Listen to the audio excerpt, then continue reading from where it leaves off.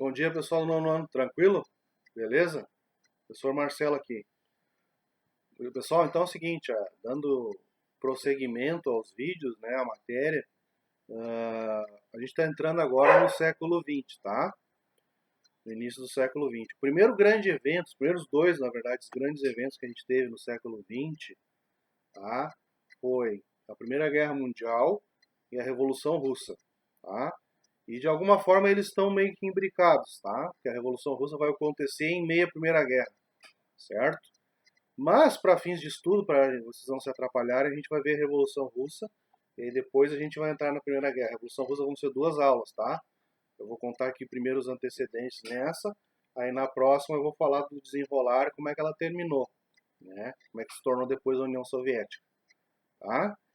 Então assim, algumas informações, né? A Rússia, inclusive esse nome Rússia, vem provavelmente da tribo de Rus, tá? Que era uma tribo que vinha da Escandinávia, onde moravam os vikings. E os vikings eram muito, eles eram, vamos dizer assim, praticavam pilhagem. O que é pilhagem, né?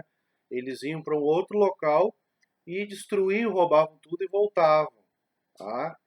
E essa tribo de Rus, que o líder era Rus, o nome, acabou indo para o redor de Moscou, que é a capital da Rússia hoje, e estabeleceu lá, tá, um povoado. E aí o pessoal que era dessa tribo do líder russo era chamado de russos, tá? E russos virou Rússia, tá? E aí ela foi se expandindo e ficou esse país gigantesco, que é ainda maior do que é hoje, é o maior país do mundo, né? Então assim, a Rússia propriamente dita, ela vai surgir ali no século XV, XVI, tá? Quando vão começar a surgir os primeiros czares. Czar ou czar, depende da tradução, é a forma russa de chamar César. César era o imperador, tá, era o imperador dos romanos. Tá? Então os reis da Rússia eram chamados de czares, C-Z-A-R. Tá? Então a dinastia dos czares vai começar lá no século XV e XVI, tá?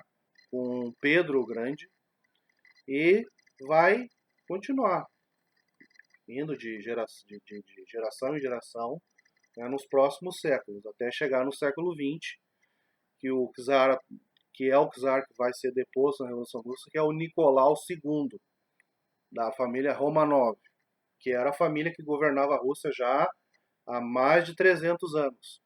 Tá? Então era uma família realmente muito importante.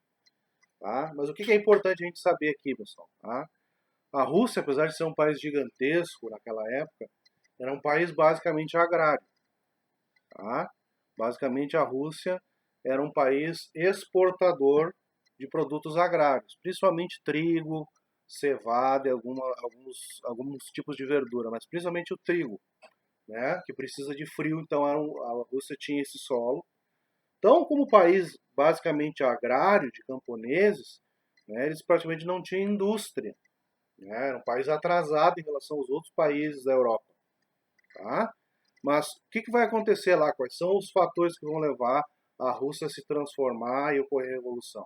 Então, assim, a revolução propriamente dita foi em 1917, a data símbolo de quando ela começa.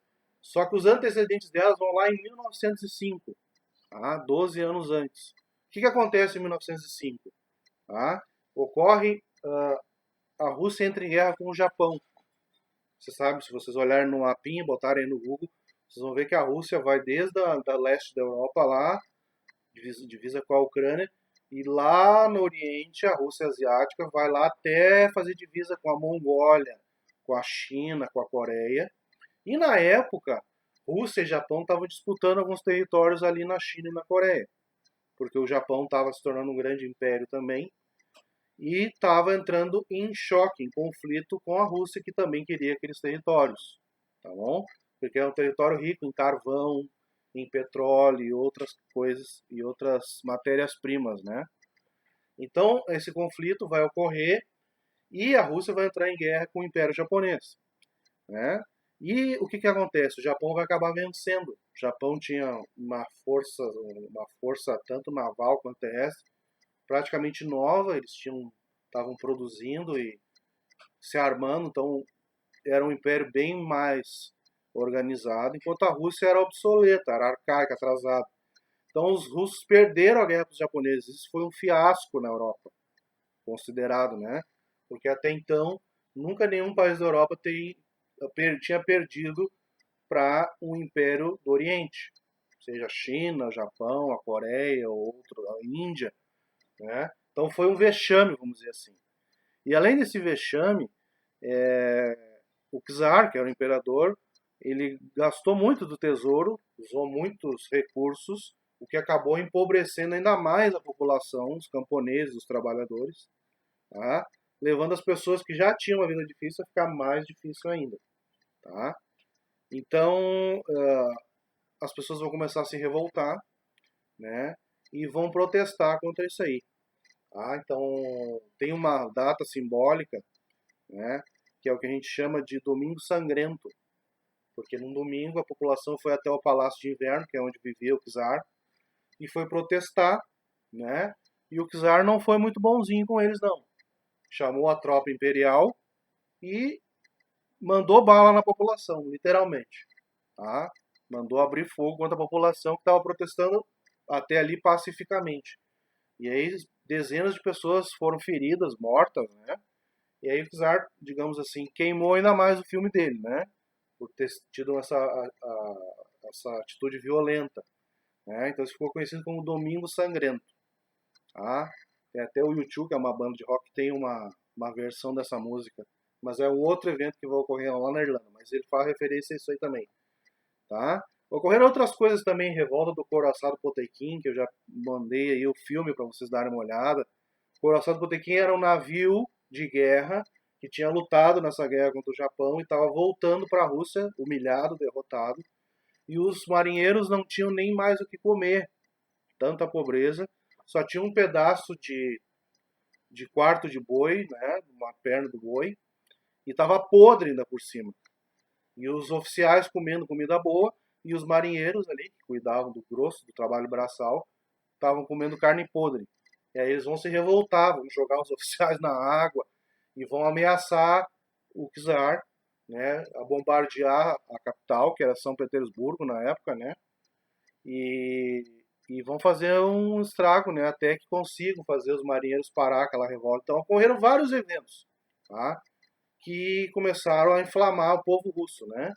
Vocês sabem que a revolução para acontecer, ela não acontece um evento só, são vários eventos que acontecem numa data contínua para que o cenário fique impossível, tá? Ali o Lenin, que é o líder da Revolução Russa depois, que era o grande líder dos bolcheviques, que eu vou falar mais depois, ele vai chamar essas revoltas em 1905 de o grande ensaio. Ou seja, ali eles estavam ensaiando acabar com o governo do czar e botar um outro governo. A população, pela primeira vez, teve uma atitude, se manifestou contra o governo, né? E então ele chamava de um grande ensaio, ou seja, foi ali que as coisas começaram, apesar de só lá em 1917 a revolução começar mesmo.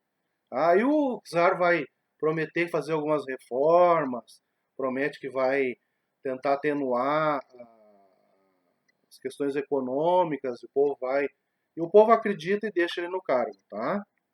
Enquanto isso, pessoal, politicamente falando, vão começar a surgir os movimentos políticos dentro da Rússia. Tá? E aqui eu vou destacar dois partidos políticos que surgiram, os bolcheviques e os mencheviques. Tá? Os bolcheviques, que é esse do Lenin, tá?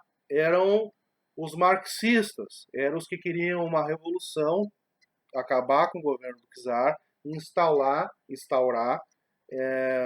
um governo socialista, comunista, né? O que é o comunismo? Aquilo, não existe propriedade privada, tudo pertence ao Estado, tudo, certo? Não existia nenhum país no mundo ainda que tinha essa forma de governo. Tinha sido pensado no século XIX pelo Karl Marx, que a gente já falou também, e eles queriam implementar o marxismo na Rússia. Além dos bolcheviques, tinha os mencheviques. Os mencheviques eram, vamos dizer assim, social-democratas. Eles queriam reformar a Rússia, mas não revolucionar a Rússia. Eles queriam tirar o czar, colocar um governo presidencial, ou seja, chamar eleições para presidente, e fazer algumas reformas, industrializar a Rússia, fazer uma reforma agrária, né, dar uma distribuição na renda, certo? Mas era algo mais ameno, vamos dizer assim, menos radical.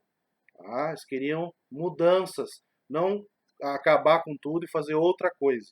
Tá? O que vai acontecer? Esses dois partidos vão começar a entrar em conflito, tá?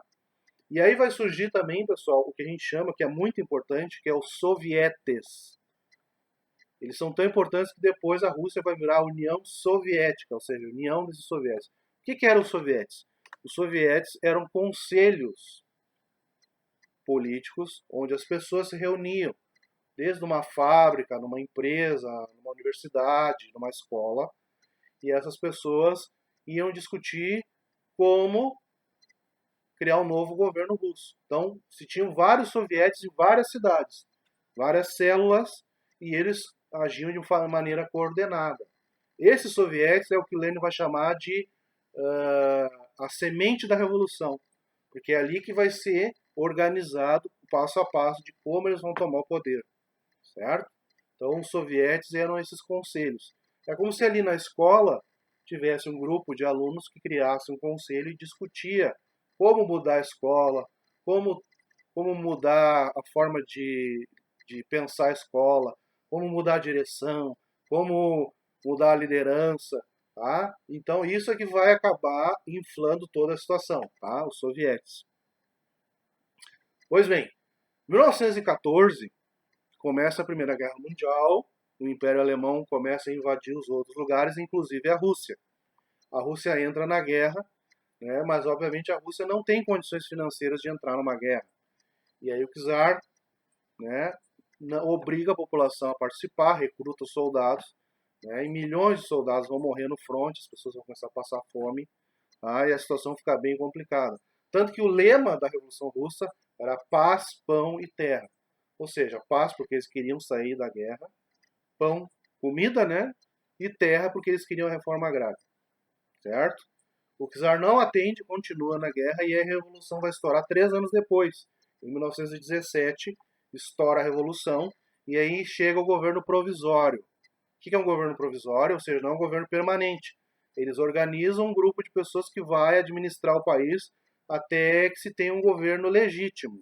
Tá? Esse governo provisório foi encabeçado por um senhor chamado Alexander Kerensky, que era menchevique, não bolchevique.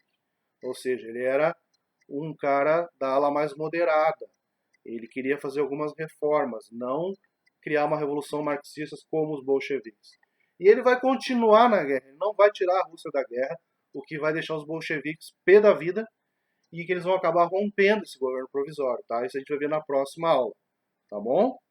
Tá certo? Por hoje a gente fica por aí, vai ter um questionário, respondam, tá? Uma semaninha para responder. Então é isso aí, um abraço, Deus abençoe vocês.